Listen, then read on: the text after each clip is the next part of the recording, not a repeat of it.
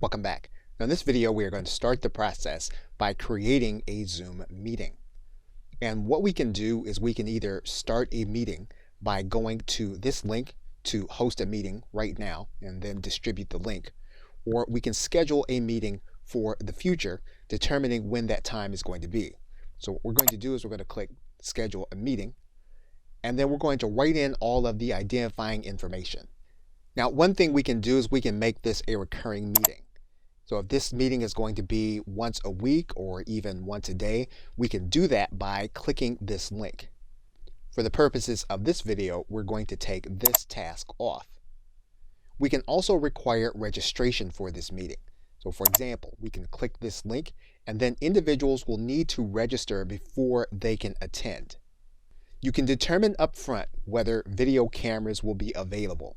So for example, what we can do is we can turn on this task. This will mean that video cameras will be available for the host. We can also have video available for the participants. We can then determine how individuals are going to be able to connect. If we determine that we want them only to connect by telephone, we can do that, or by computer audio. It's likely that you'll want both to be available, so we're going to leave this as the default setting.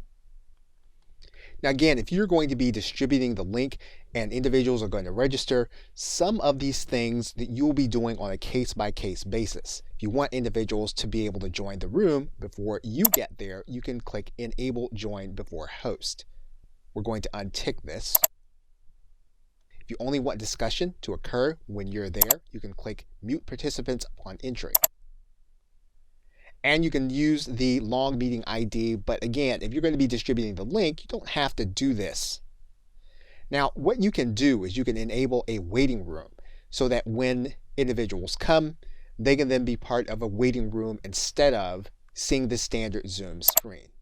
Now, because we're using a paid plan, we can determine that we want this meeting to be recorded automatically. We can say that we want it recorded in the cloud, or we can have it to be recorded on our personal computer.